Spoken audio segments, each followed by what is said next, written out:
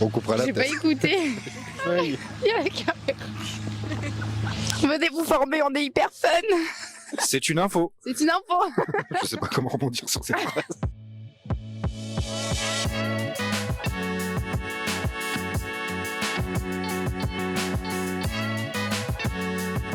Un tox. Un tox. Le but, nous, c'est pas du tout que les gens fassent zéro consommation, c'est plutôt de réduire les risques et que s'il y a consommation, ça se fasse dans des conditions sécurisées et sécurisantes. Qu'est-ce que tu en penses? L'autre but des formations, c'est aussi de pouvoir se situer et faire situer les autres dans leur consommation, savoir à quel point mes consommations me mettent en danger ou non.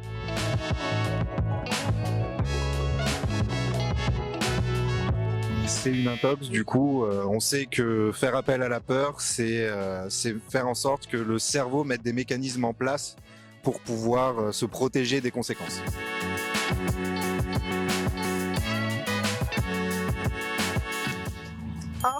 Info. Ça, c'est le top. On adore cette prévention.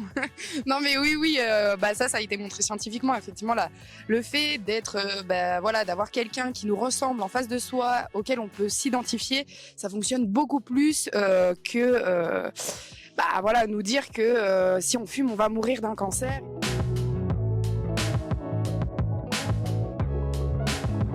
Alors, info intox. On va partir sur les deux. Ça peut être à la fois un facteur protecteur comme un facteur de vulnérabilité. Tout va dépendre en fait de l'individu, parce que voilà, chacun a ses propres expériences, qui va être placé dans un certain environnement. Donc ça va dépendre du club, de son entraîneur, de ses coéquipiers, etc.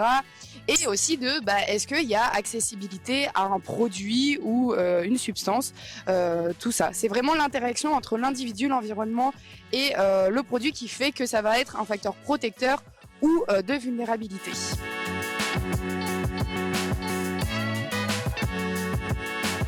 On les voit pas passer. Non, en vrai, c'est plutôt court. Mais voilà, nous, l'idée, c'est vraiment d'amener de l'interaction, des jeux, des quiz, enfin voilà.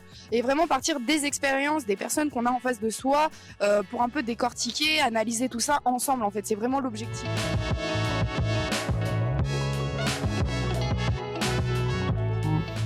Info.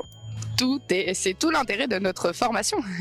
L'idée, c'est de réussir à identifier tout ça et justement réussir à se dire qu'est-ce qui peut protéger le sportif en face de soi et du coup le développer le plus possible. Donc, tout à fait vrai, 100% info.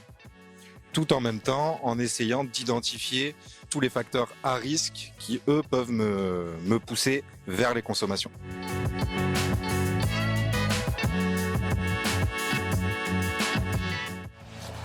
Intox. Intox.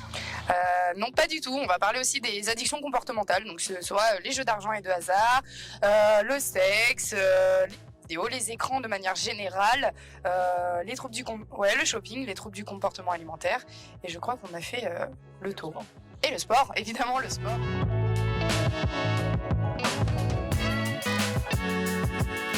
Info.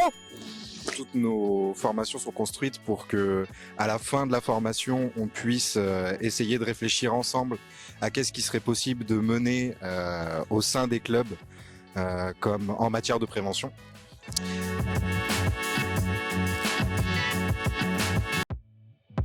Info. La prévention fonctionne contre les addictions. On ne peut pas lutter contre tout non plus, on ne peut pas viser ni le zéro consommation ni le zéro addiction. Il y a des choses qui ne sont pas dans notre contrôle, en notre pouvoir, mais on peut essayer de mettre les choses en place en tout cas pour que s'il y a un problème d'addiction, on puisse aussi dénouer la parole sur une éventuelle prise en charge. Et il ne faut pas oublier que l'idée de la prévention, c'est aussi de prévenir les comportements avant qu'ils apparaissent. Plus on est jeune et plus on intervient auprès des jeunes, et en fait, plus on a de chances de réduire les risques d'expérimentation et donc potentiellement de dérive derrière. Donc c'est vraiment ça qu'il faut retenir aussi dans la prévention.